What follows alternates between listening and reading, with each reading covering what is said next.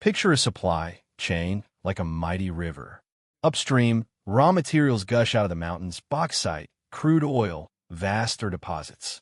Downstream, they're refined, milled, bolted together, packaged, and finally splashed onto store shelves.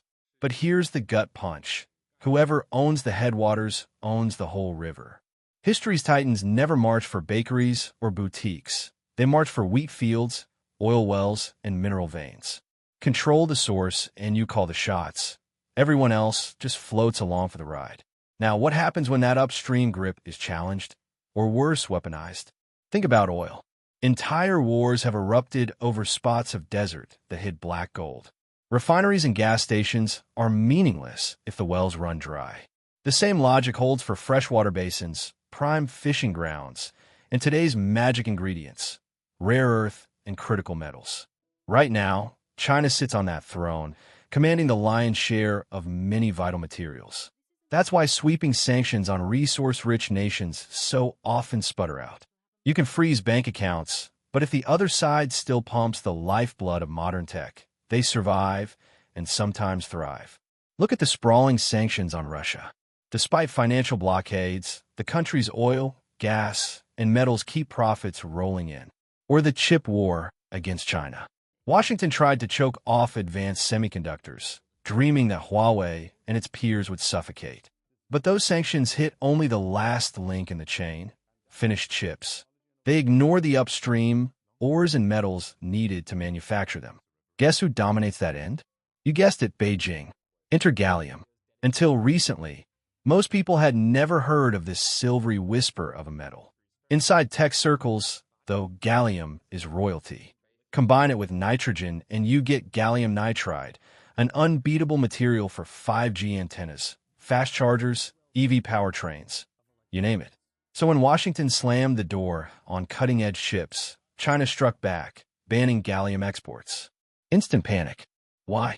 Because China controls roughly 95 to 98% of global gallium supply. Suddenly, an obscure element was on front pages worldwide. Gallium nitride is Huawei's secret sauce. Its 5G base stations are up to 30% lighter, run cooler, and cost less to deploy than Western rivals. Fewer cooling fans, shorter towers, quicker rollouts. Savings that snowball into cheaper data plans and wider coverage. Ericsson and Nokia can't match that efficiency curve, so Huawei races a generation ahead. The irony? In Washington, lawmakers thunder rip out every Huawei tower, while behind closed doors the Pentagon keeps filing waiver after waiver. Why? Because many American bases and contractors rely on Huawei gear they can't easily replace without crippling communications. And gallium's reach stretches well beyond telecom. Solar inverters, onboard chargers for EVs, drone power systems, next-gen radar, all lean on gallium nitride to boost efficiency and slash weight. A 2021 White House review waved a red flag, citing gallium more than a dozen times as critical to national security. Size analysts warned that even a 30% disruption in global gallium flow could hammer the U.S. economy for $62 billion a year. Imagine EV prices spiking, smart home gadgets stalling, renewable projects delayed, all because of a metal most folks still can't pronounce. How did Beijing corner this market? Gallium is born as a byproduct of aluminum refining. China poured mountains of cash into aluminum smelters over the past 2 decades, and gallium production rode shotgun.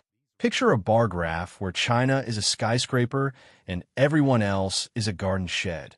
That's global gallium output today. For raw gallium, estimates peg China's share at a mind-boggling 98%. Dependency, meet vulnerability. Meanwhile, Huawei isn't just using gallium. It's patenting the future around it. Over 2,000 gallium-related patents lock in technical muscle the West can't easily replicate. So even if new mines open in Australia or recycling ramps up in Europe, the engineering know-how still tilts east.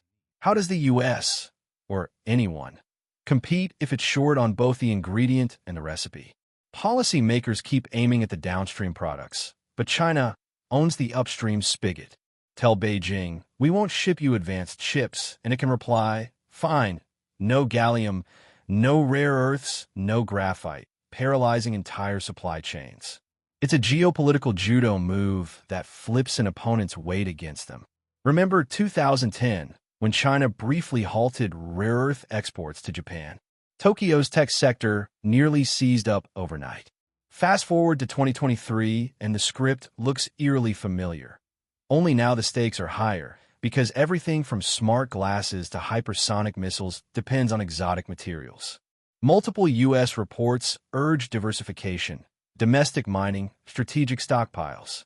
But you can't conjure new smelters or mines in a single budget cycle. Permitting drags on, investors hesitate, and community pushback can stall projects for years. Every delay cements China's lead. The longer the world dithers, the greater the chance that a sudden export curb or regional crisis throws global tech into chaos. Could that stall the clean energy transition? Could it widen the digital divide? Absolutely.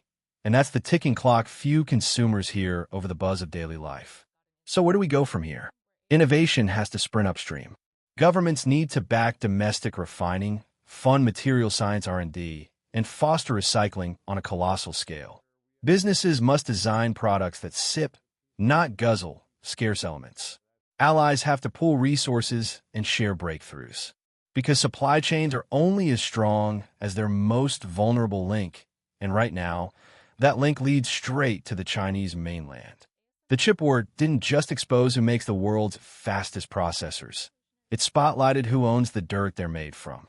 Control the source, control the course. That ancient rule still reigns. So the burning question isn't merely who sells the best 5G gear. It's who can guarantee the raw stuff that tomorrow's breakthroughs require. If we don't answer that soon, we may wake up to find a future running on someone else's terms. If this deep dive fired up your curiosity and maybe your anxiety, smash that like button, share this report, and subscribe to Global Pulse for more eye-opening stories. Ready to keep exploring?